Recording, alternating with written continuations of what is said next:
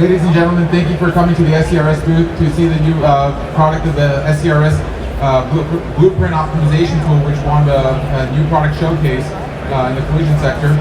So my name is Danny Gredinberg. I'm with the DBG, also helping out with the development of this product, and we have Kelley Smith from the product development team here to show you this new product of the SCRS blueprint optimization tool.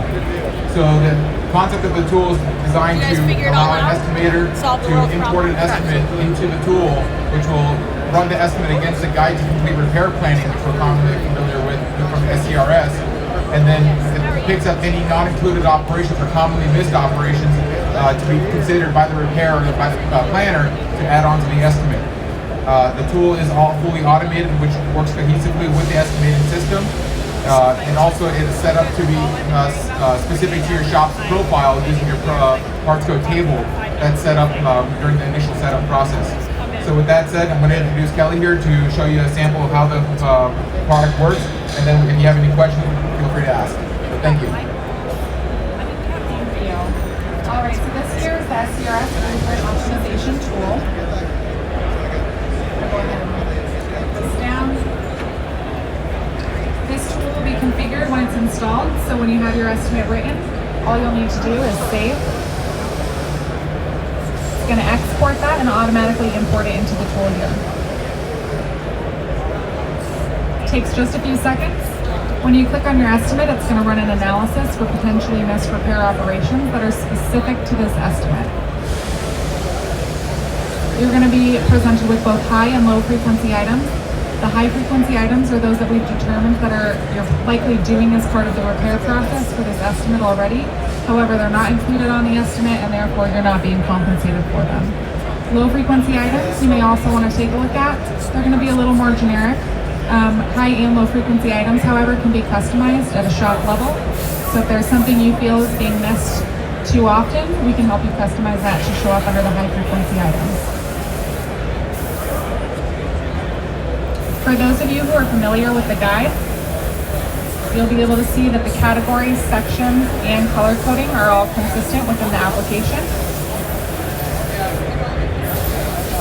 At this point, we can start selecting items we'd like to add.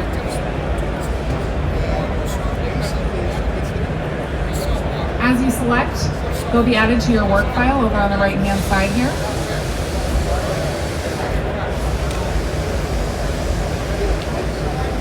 As you can see, it picked up on a hybrid battery specific to the hybrid vehicle that we're looking at. Once you've finished selecting, you can drag out your work file here. It's going to default to view all. You can also sort by database items only and manual items. Any database item can be overridden to a manual if you choose to do so. At this point, you want to enter the amount, hours, labor time, etc. And that item is now ready to go. In this instance, we could be using aftermarket clips. If you decide that there's something on your work file that you don't want to include, simply just remove it from your checklist here and it will be removed from the work file as well. Once you have your work file complete and you're ready to add your items, we're going to go ahead and start with the database items, which will be added through the estimating software itself.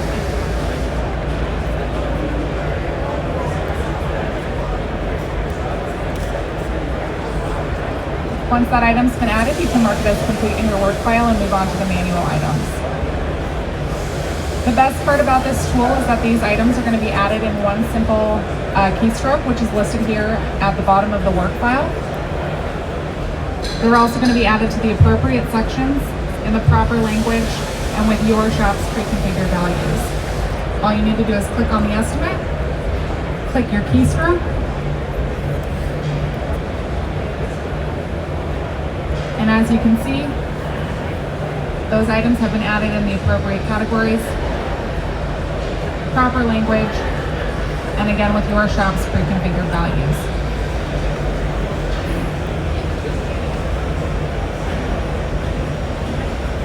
So there's lots of benefits to this tool. All your manual items you don't have to enter one by one. They're not all lumped at the bottom of your estimate. And this one's now ready to go. So I'm going to pass it back over to Danny if he has anything he wants to add. And if you have any questions afterwards, though, please feel free to ask.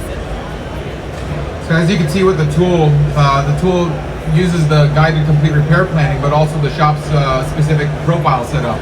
That when you initially install the program, they set it up to your configurations. This also creates consistency throughout multiple repair plans being developed, or throughout multiple riders in your facility or multiple locations. You are now capturing missed opportunities that you're already doing but not getting reimbursed for, or even documenting it on your repair plan. So other great benefits to this is it creates a benchmark for your repair facility to develop a repair plan. Any questions regarding this, feel free to ask.